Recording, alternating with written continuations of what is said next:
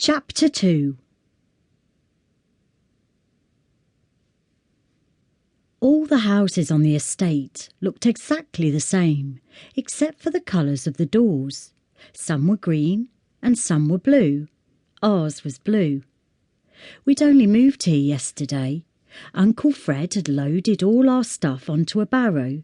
Then Daddy had lifted me and Brenda up on top of the furniture.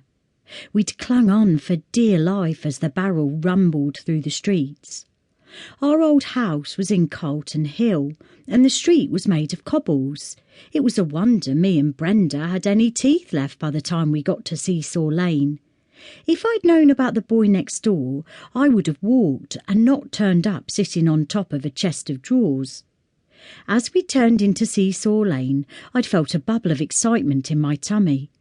"This is Seesaw Lane, Brenda," I'd said. "This is where we are going to live." "This is a very special day, isn't it, Maureen?" I'd put my arm around her shoulder. "Very special," I'd said, smiling down at her. There were some kids playing in the street. One of them stuck their tongue out as we passed. "Charming," I'd said. "Charming," said Brenda. We'd eventually stopped outside number 15. Daddy had helped me and Brenda down off the chest of drawers. We'd stood on the pavement and stared up at the house. "It's very beautiful," whispered Brenda. "Are we really going to live here, Maureen?" "This is our new home," I'd said. "It belongs to us, and we are going to live here forever." "Don't you want to go inside and explore?" Daddy had said, lifting bits of furniture down onto the pavement. "I'm just putting it into my heart," Brenda had said very seriously. My little sister came out with the strangest things, but it was just the way she was, and we all loved her for it. "Is it in your heart now?" I'd said gently. "Shall we go inside?" Brenda had nodded, and I'd taken her hand in mine. "Come on then." We'd walked up the path. The blue front door was open, and we went inside. We stood in the little hallway. There were doors leading off it and a staircase in front of us. Brenda's eyes were like two saucers as she gazed around her.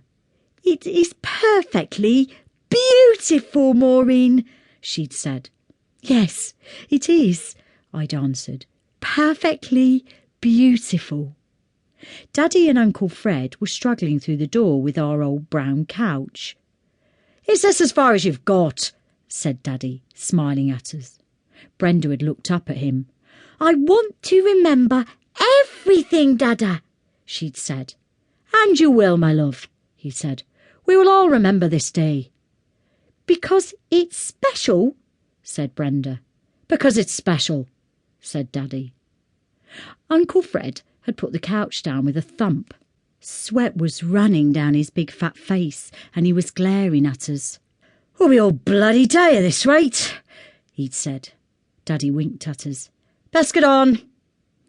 "Best had," I'd said, grinning at him. Mum had come into the hallway. "Come and see my beautiful kitchen, girls." We'd followed her through a door at the end of the hallway. The room we entered was twice the size of the kitchen we'd had in Carlton Hill. Mum was running her hand lovingly over a shiny new cooker and smiling at us. She looked so happy, I thought my heart would burst. My mum deserved a nice big kitchen and a lovely new cooker. I'd suddenly felt like crying, and I didn't know why. Brenda noticed that my eyes were full of tears. "It's the beautifulness of it all, Maureen," she'd said very wisely. "Beautifulness can make you cry sometimes, don't you think?" "I think you're right, Brenda," I'd said, wiping my eyes. "This isn't a day for crying," said Mum. "This is a happy day." "Yes, but happiness can take you like that, can't it?" said Brenda. Mum and I had looked at each other and shaken our heads. She had walked across to Brenda, knelt down in front of her and took her